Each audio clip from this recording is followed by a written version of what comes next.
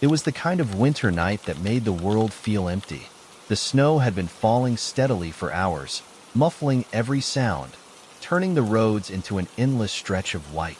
I was driving home from my girlfriend's house, a 2-hour trip through mostly deserted back roads. I had done it a dozen times before, and I always liked the quiet, the way the world seemed frozen in time. Just me, the car, and the hum of the tires on the pavement. I didn't know it yet, but that night, I wasn't alone. It started about an hour into the drive. My phone rang. I glanced at the screen. Unknown caller. I sighed and ignored it. Probably a scam. A minute later, it rang again. Same number. I turned the volume down on the radio, suddenly uneasy. It wasn't unusual to get the occasional spam call, but 2 in a row? That was weird. Another minute passed. Ring. I swallowed hard and answered. At first, there was only static. Then, a voice. "Hello, Ryan." My chest tightened. "Who is this?" I asked, forcing my voice to stay steady. Silence. Then, in that same calm, deliberate tone, "You need to be careful. You're not alone on this road." A chill ran through me. My eyes flicked to the rearview mirror. Nothing but darkness and swirling snow. "Who the hell is this?" I demanded. The line crackled. The voice lowered to a whisper. "You missed the turn." Goosebumps prickled my arms. My grip on the wheel tightened. I hadn't missed a turn. I was following the GPS. I hung up. For the next few minutes, I kept glancing at my mirrors, checking the road behind me. It was still empty. No headlights. No tailgating cars. Just miles of untouched snow. I was alone, right? Then, my phone rang again. I nearly jumped out of my skin. My hands were slick with sweat as I picked up. Static. Then, "Don't stop the car." I slammed my foot on the gas.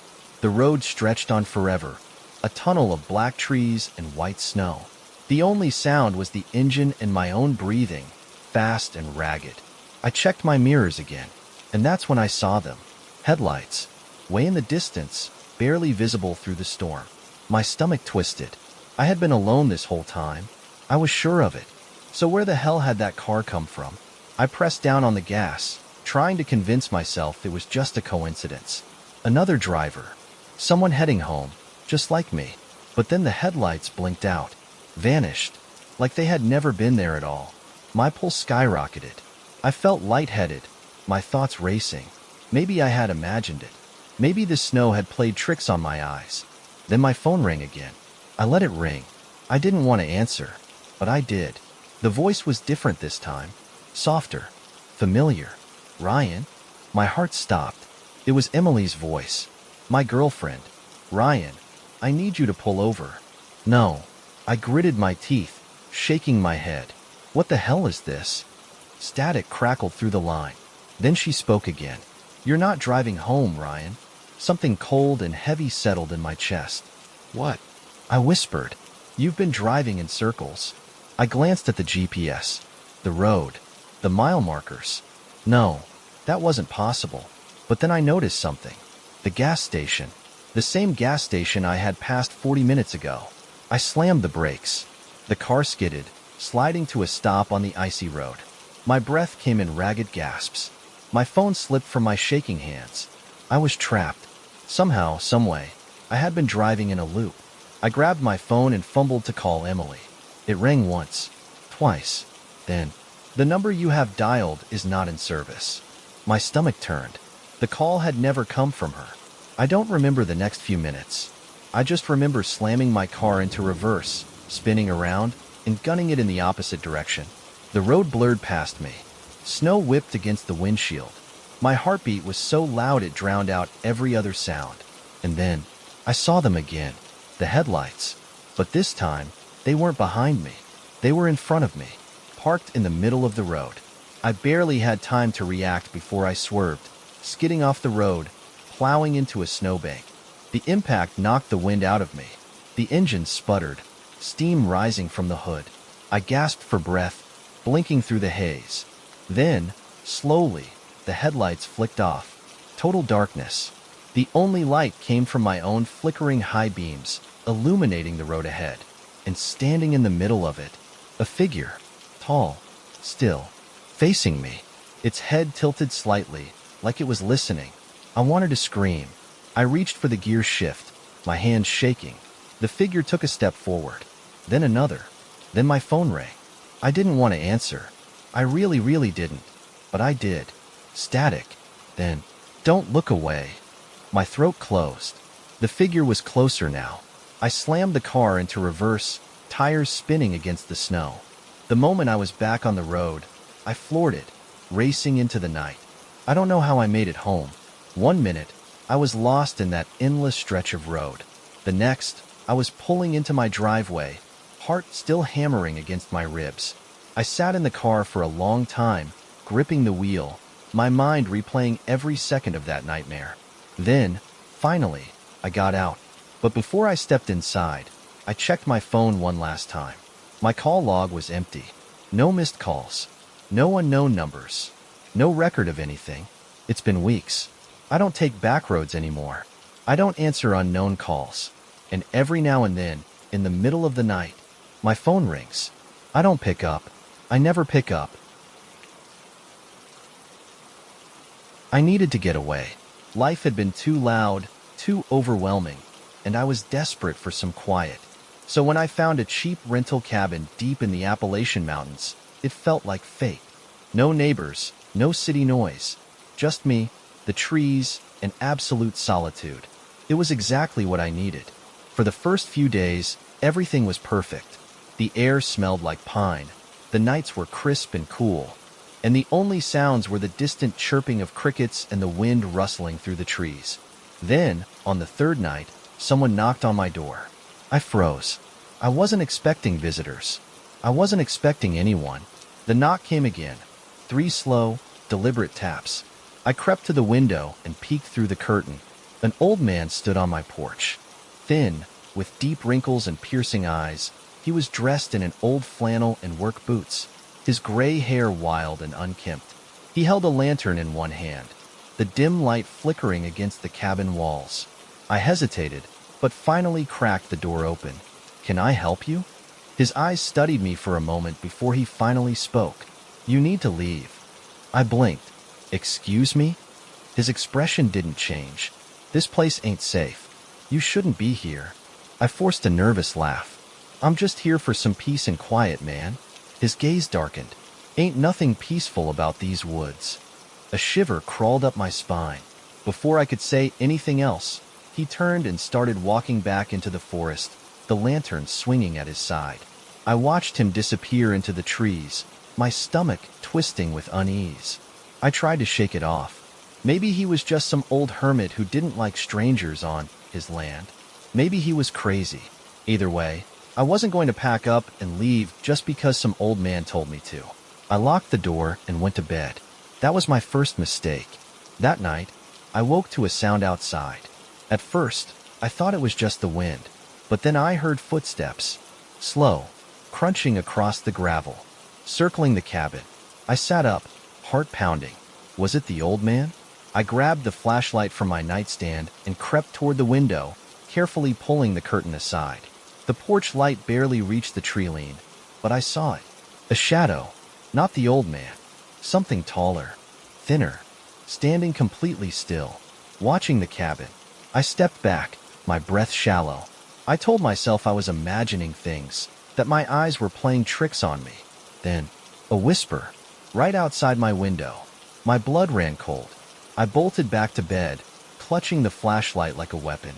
I stayed awake until the sun rose, too afraid to move, too afraid to breathe. By morning, whatever I had seen, or thought I had seen, was gone.